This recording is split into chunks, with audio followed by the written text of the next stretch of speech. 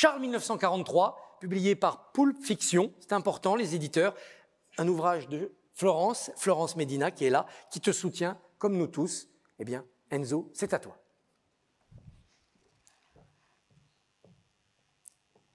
Mais t'es résistant alors? T'as déjà fait sauter des trains? Son père, malgré la gravité de la situation, esquisse un sourire. Non, je n'ai jamais fait sauter un train. Je ne fais rien d'extraordinaire, en vérité. Comment dire? Je suis quelqu'un qui a des clés. Tu sais, un sous-entendant, c'est un concierge à peine amélioré.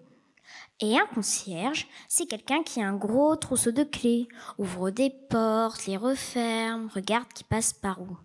Bon, eh bien, depuis quelque temps, il m'arrive de laisser des portes ouvertes et de fermer les yeux quand les gens entrent ou sortent. Ah? Tu dois être déçu. Ce n'est pas très héroïque.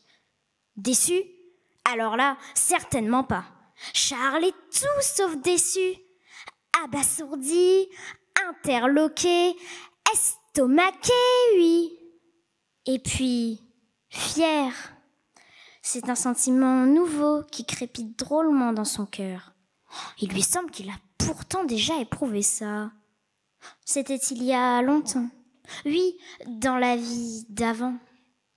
L'existence de chaque être humain est parsemée de bornes qui marquent des changements importants, qui inaugurent des avant et des après. Il y en a beaucoup dont on n'a pas conscience, dont on ne se souvient pas après coup.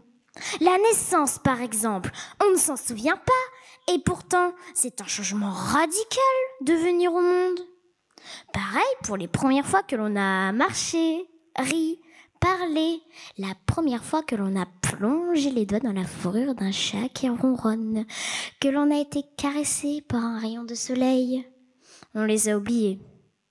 Le premier événement qui donne à Charles ce sentiment d'un avant et d'un après, c'est l'occupation. Beaucoup plus que l'entrée en guerre. C'est lorsque les amants se sont installés à Paris qu'il a senti que sa vie changeait du tout au tout. Ses souvenirs d'avant sont flous. Ils ressemblent à des photos pâlies prises par un autre. Il ne s'y reconnaît pas tout à fait. Mais voilà soudain qu'une image lui revient. Peu à peu, ses contours se précisent, ses couleurs s'intensifient. Il a quoi, 3, 4 ans? Son père vient d'être embauché et lui fait faire le tour du propriétaire en le tenant par la main.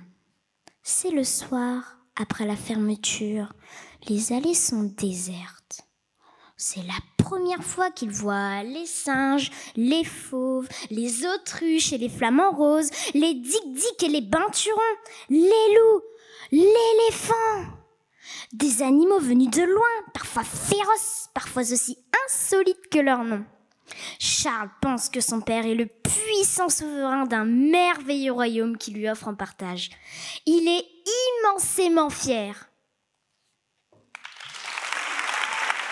Bravo Enzo, bravo. Merci. Tu peux t'installer.